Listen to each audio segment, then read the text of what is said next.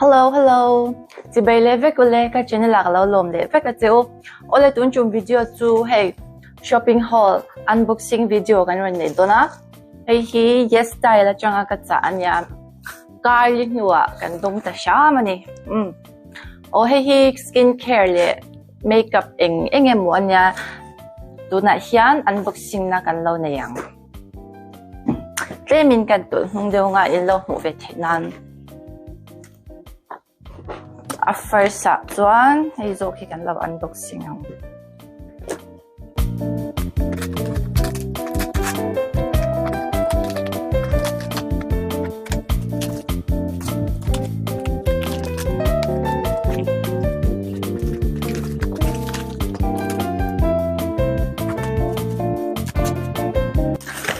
masaber items to dark spot correcting glow serum may hinia. Hey, his sponsor items in a mini. Swan next to Enlicia Baby Blue. Babe Skin Baby Blue Cushion. Hey, foundation ani. Swan hey, Tear Cushion foundation anya. Hey, aburte chi. Swan hey foundation thau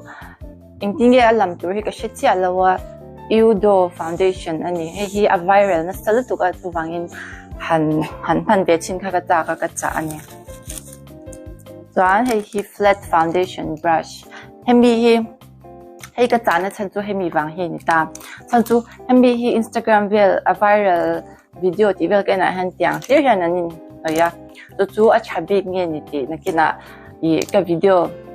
color review na tura hay current mang don ni. Next at swanin hey perfect cover Misha BB cream hey po hi lar lutok. And next to hey to skincare niya Centella Madagascar Centella travel kit anya hey aburte china avaya hanin hey asset kimina oma chu kan hong chin lo nga hani biki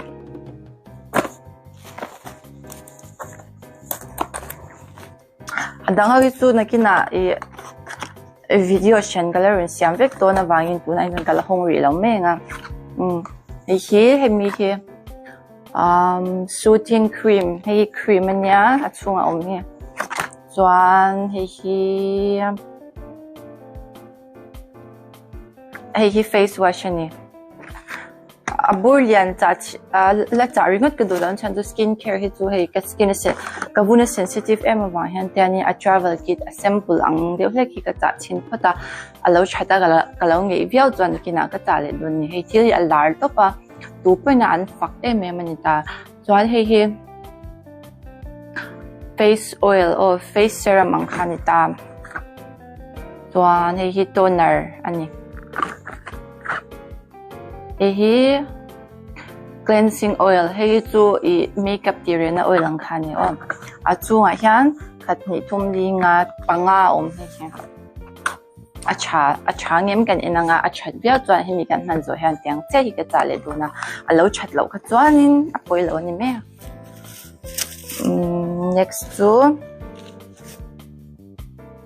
hey sleeping lip care hey so athalaka ka wa karina ngai na te de athalaka ka chuan hetivel tur hi ni karina lip care ni kernel ani hi chuan apani na tu na kan lo unboxing lang.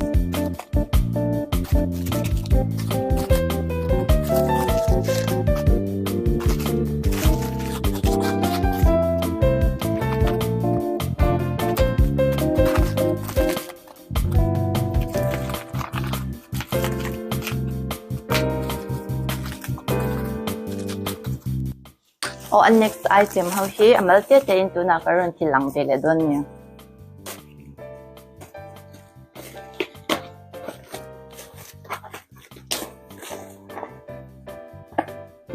Hey body lotion hey chu athala ka karin ang ain alian dai me hey hi chu kan lo hong chin nge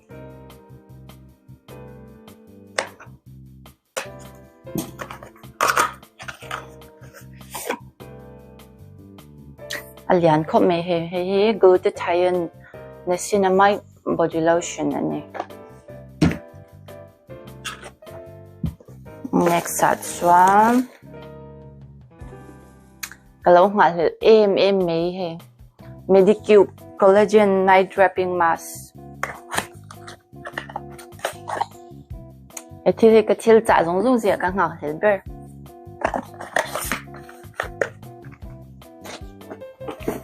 morning chuan he poi ka nga he first runner up ani he 345 cream no karin aidain abur hi arun lian khop me he ka be he ti ten vel hi ani caloringa se lian re khop me he 345 cream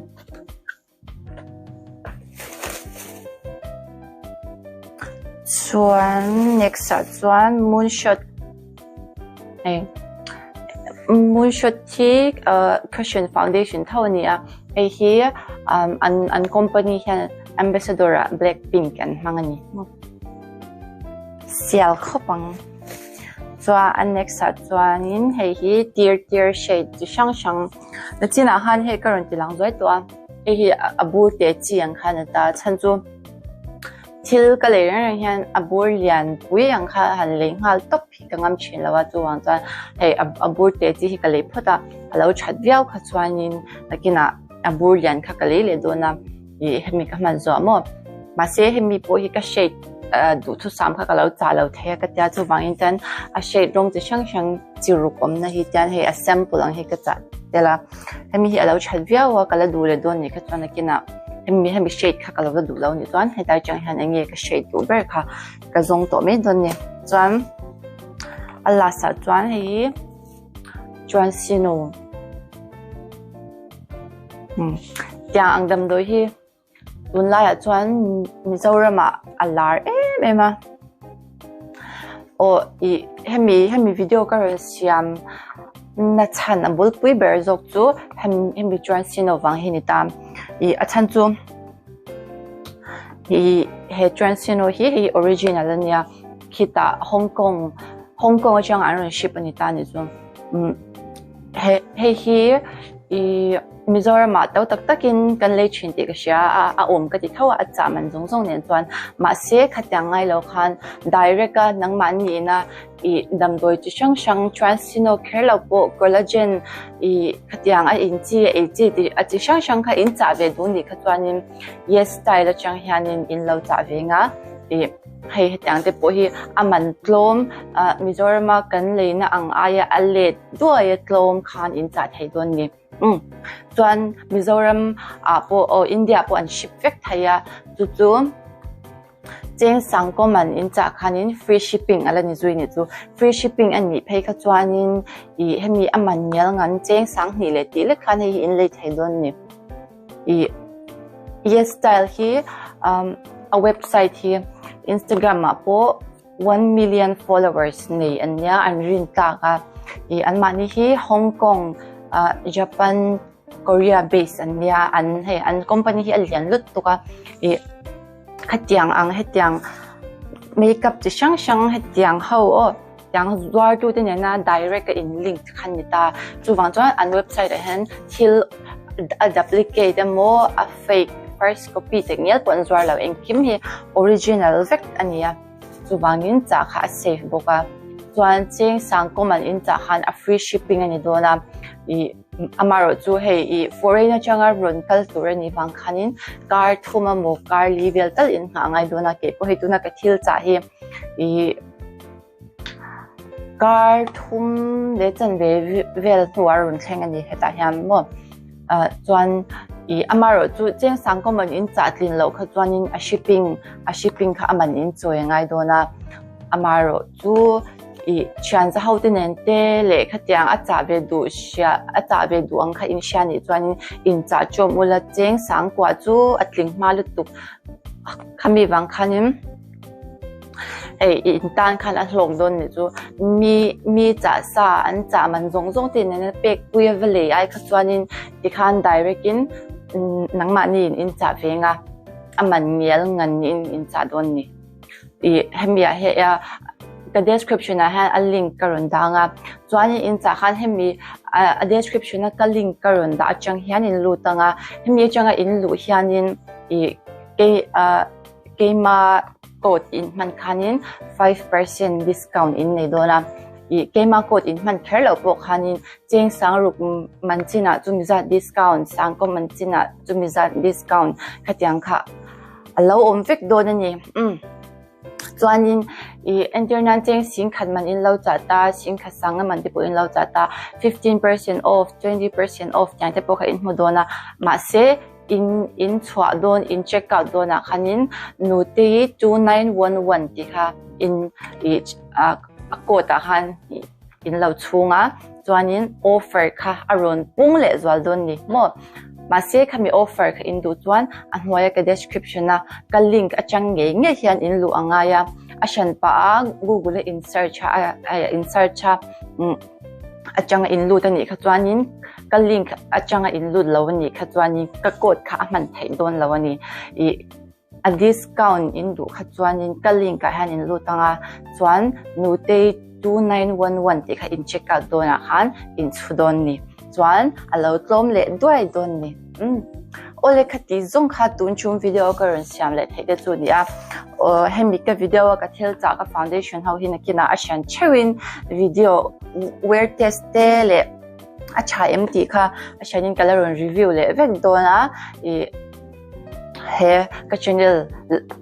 milo clear saktu te hi chuanin ka next video po kha min lo clear sak le chhe turin karon ngen le che uni in za va in mang chau le bye bye